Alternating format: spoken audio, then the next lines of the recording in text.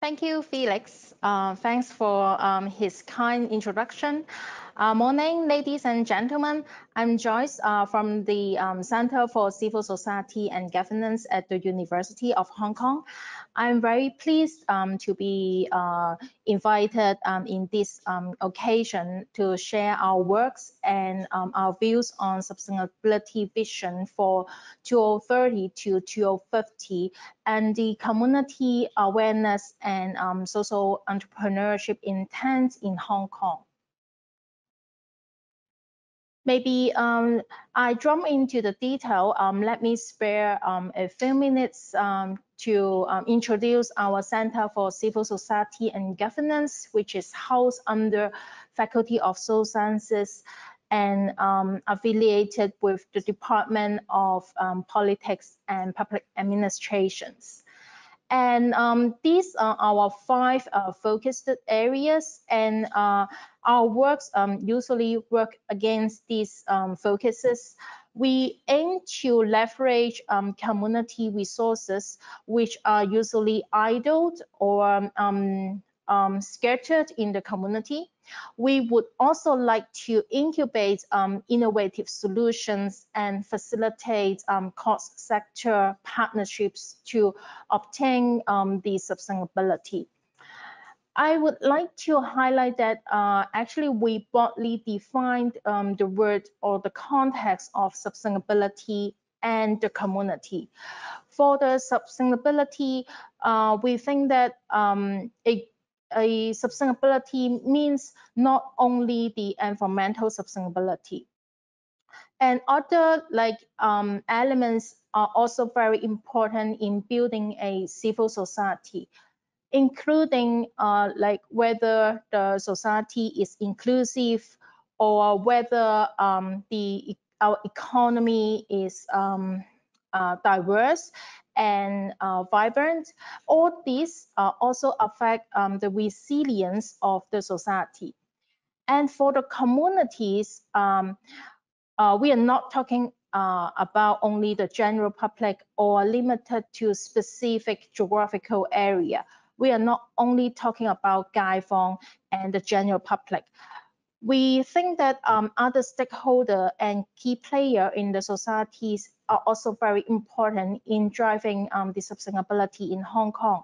For example, the business sector, the social organizations, the environmental advocates, or even philanthropic sector, etc. So when you see our center profile, you may find that our projects also focus on different areas of sustainability, including like the rural revitalization, social inclusion projects, and like the business sector, how to achieve further sustainability together with the SME and the big corporates. Our center got three strategic labs, and which are also under our center. The first one is called Policy for Sustainability Lab.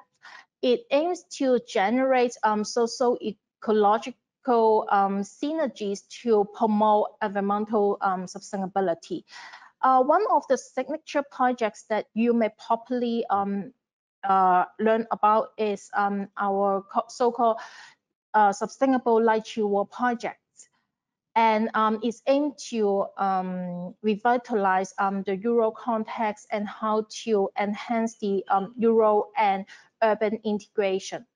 And the second one is called Social Entrepreneurship and Civil Action Lab.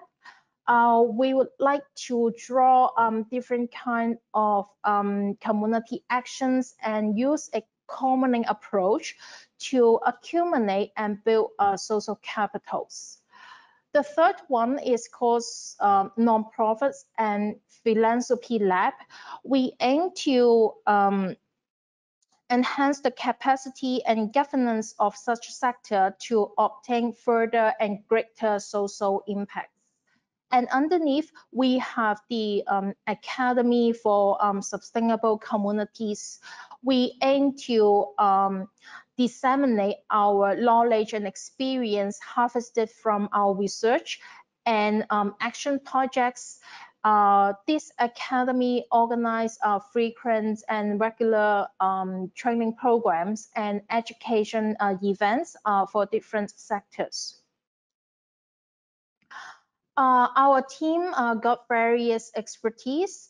We have town planners, we have ecologists, we have heritage conservation experts, we have environmental management professions, we do have statistician, etc. We want to contribute our expertise and to promote sustainability through different kind of programs and themes and research to achieve a greater impact to the society. Okay, my presentation today will focus mainly on a project called Social Innovations for Sustainable Communities, which is hosted under the Social Entrepreneurship and Civil Action Lab, which I mentioned before. It is a 3-year project starting last year, and it is funded by HSBC. This project aims to nurture a group of intergenerational sustainability catalyzers comprising of both young adults and young professionals for the promotion for sustainability. This project do have a special themes. We would like to focus the incubated solutions to tackle the sustainability challenges in the future. You may probably ask, so what's the difference between this project and other program or initiative? Probably because when we think or design this program, we know that every one of us actually working very hard to achieve the sustainable development goal as set by the United Nations for us to achieve in 2030, which is like only 10 years away from us now. So what about beyond the 2030? What will be the world and what we actually need after these 10 years? So we started wonder and would like to facilitate more discussions to generate more practical ideas to tackle the future challenges. So in this project, we have 2 stages. In stage 1, we have the community envisioning exercise comprising of a series of events, including a territorial-wide envisioning survey, a series of open forum, and moving exhibitions. We would like to draw a wish list for sustainability visions for 2030 to 2050. We would also like to know the level of awareness of sustainability and social entrepreneurship intense in Hong Kong. So what are the successful factors to affect the effectiveness? My findings today my sharing today will focus on the findings of the community survey. We actually conducted this questionnaire in last summer. If you recall, it was the time when we have the social movement. We conducted a random sampling size of over 1,000 with different age cohorts. As you can see from the charts, for the education level, most of the around half of them obtain bachelor degrees or above, and some of it is like primary or below. And for the employment, we do have different background. For example, although most of them are good, having a full-time job, they some of them are retired, and some of them are students, and some of them are homemakers. And the questionnaire divided into two parts, and I extract some of the interesting findings in today's presentations. The first part is about sustainability and envisioning. So when we mention sustainable development or sustainability, what would come to their mind at once? We do give different options to the respondents, and they can actually choose more than one. And you can see that the top three for these questions is about future generation, nature conservation, and economic growth. And you can see that not many of them chose some other we expect is quite popular options. You can see that very little of them think about like trade-off or like cultural and heritage conservations. When the respondent are given options of individual behaviors, energy saving policies, and some large scale infrastructure projects, etc. They think that participation in light-off campaign is the most effective means in driving the sustainability of Hong Kong, followed by promoting the development of local agriculture and expansion of country park. From these findings, we think that most of them think that those initiatives are rather related to our everyday life rather than the government projects. So when compared to other cities, is Hong Kong doing better?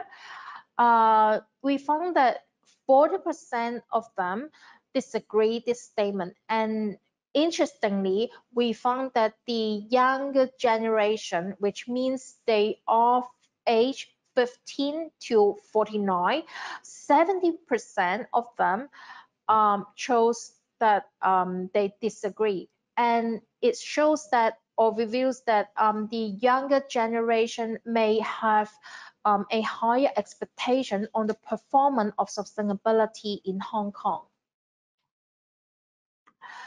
For the important stakeholder in achieving sustainability in Hong Kong, you can see that both young generation and older generations think that government or the regulator is the most important stakeholder groups in achieving sustainability, followed by the general public and corporates.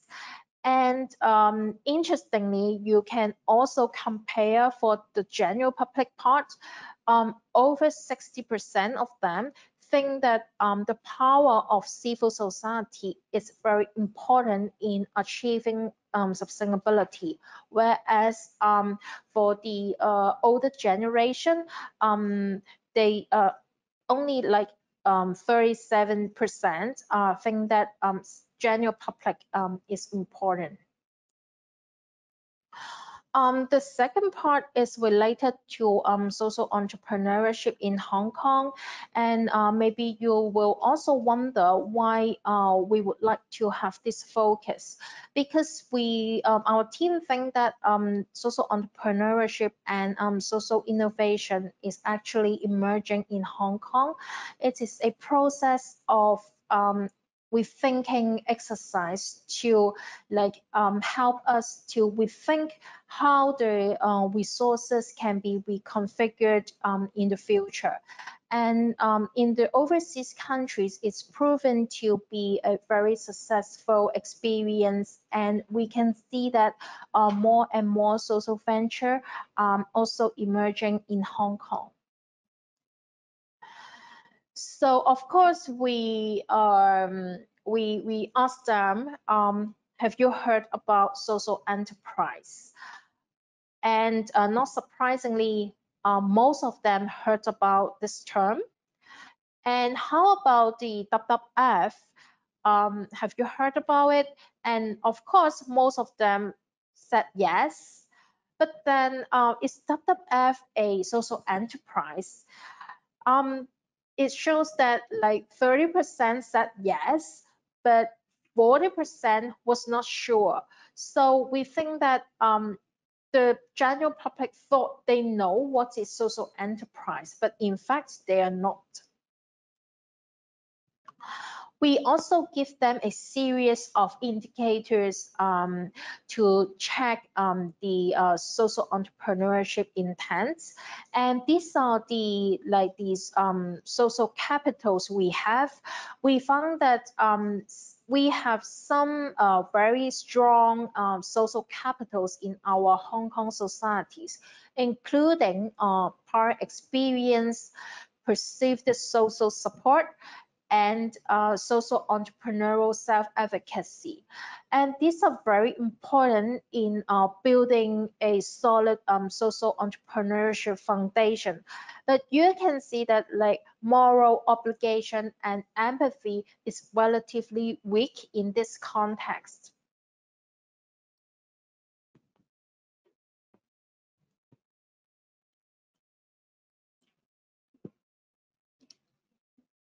Okay, we do set some scenario setting questions. We ask the respondent whether they are willing to pay extra to support restaurants selling sustainable ingredients, or a restaurant hiring people with disabilities. And we found that in average, over 60% said they are willing to pay more. Some even said they will be willing to pay like 50% or more to support or to buy this kind of service and products. It showed that both on the sustainability side and the social entrepreneurial side, they are willing to step further to make some changes. So what we found is that for sustainability, the general public has some awareness on this concept, and they are actually willing to act more to realize the sustainability in the society. And for the social entrepreneurship, our society do have the social capitals, which are very important to achieving sustainability, and they are actually willing to act more as well. But for the knowledge, they thought they know, but actually they are not. So in conclusion, we found that Hong Kong needs more social entrepreneurship and social innovation to achieve sustainable development. For this context, we are not only talking about the social enterprise. We can think beyond social enterprise. Like more social innovation is also helpful in delivering the objective as well. So you may very wonder what is our biggest finding in our survey. And you can see from this figure, we gave them different options. What do Hong Kong need the most in G50? And although we found that the top one is affordable housing, however, some of the other options like better air quality, improved healthcare service, more public space, also some of the option and wish lists from the community, which we think these are all very important elements in constituting a sustainable society in Hong Kong. And that's the end of my presentation. And we think all together we can build and create a more better and more sustainable future for Hong Kong. Thank you. Thank you, Joyce, and thank you for your presentation. In fact, I found your survey is very interesting. And for the audience, if you have any question, would like to ask, you can type your question in the question box. And Grace, I have some question for you. I see in your survey there are two questions. One is, what does Hong Kong need the most in 2050? In fact, 59% of the respondents pick affordable housing. That means this is one of the affordable housing is the top, as you can say, is the top demand for the respondent. That thing is important. But you have also asked another question is, do these initiatives contribute the sustainable development of Hong Kong? But for the, you provide the option on the land town tomorrow vision, which is only 20% of the respondent pick land town tomorrow. Could it interpret that yes, most respondents did not find the land town tomorrow as a sustainable solution for solving their greatest needs of affordable housing? Do you have any recommendation to the government? You must read through the policy as just announced it yesterday. Actually, we did not really do a correlations between these questions and the last slide that I show, which is showing that affordable housing is the most need services or product in the future Hong Kong. But actually, you can see that what the government, actually we intentionally put the lentil visions tomorrow in the survey because we do think that maybe for some of the respondents, they think that housing is the most important or is regarded as a sustainable development initiative to help Hong Kong to step further. However, you can see that only 20% of them thought it is. But for the government, they may think that like this project is essential and it can help the sustainability in Hong Kong because this project can create a new business district and provide adequate or affordable housing to Hong Kong residents. But actually, maybe to Hong Kong people, what they need is only a shelter.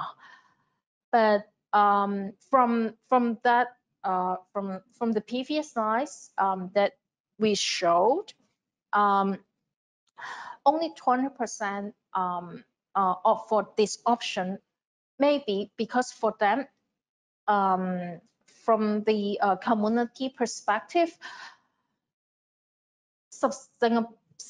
maybe the previous one. Oh, I can use this one. Oh, this one.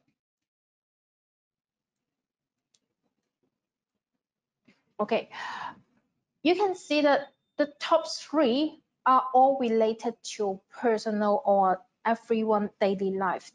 These are what they think is sustainability in Hong Kong, and these are the initiatives that can drive Hong Kong to work further on the sustainable development. I can only say maybe the government's perspective is a bit different from the perspective from the communities. And my recommendation is like, I'm not sure if I'm very wild, but I think the government maybe need to have a empathy process. We need to draw what is actually the community need. I don't know if I answer your questions. Definitely a lot of the investment or environmental project, there is always some trade-off. You won't get everything win, but it seems that maybe government needs some briefing, education to let the public know that their idea, which is sustainable. Yeah. Yes or no, because for this project, they do set up a special task force and special committee to look after the sustainability in this project. So for me personally, I think this is a project so-called we develop first and then we mitigate and try to like minimize the impact on environmental sustainability.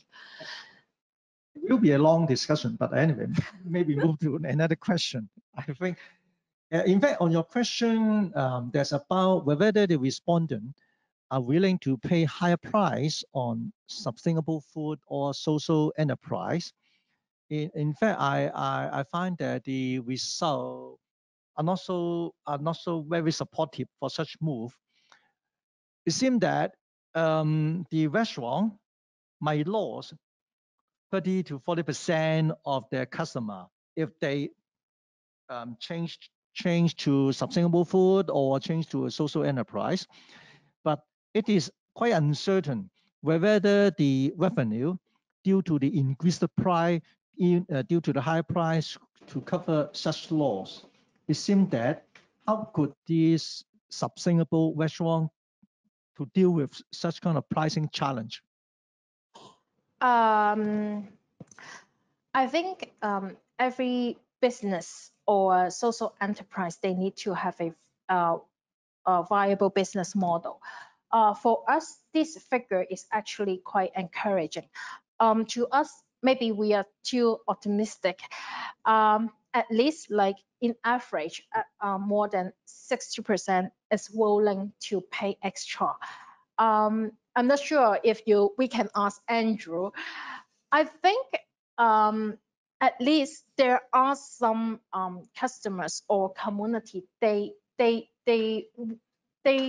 are willing to have the behavioral change. Especially, I think Hong Kong is very realistic. They care about money. They have like the few dollar difference. They may go for the cheaper options. But from this survey, we think that like at least more than 60% are willing to step one step further. And of course, for the business, I think it's also very essential to conduct the market survey and market testing to make sure the product and services are practical and suit the community needs.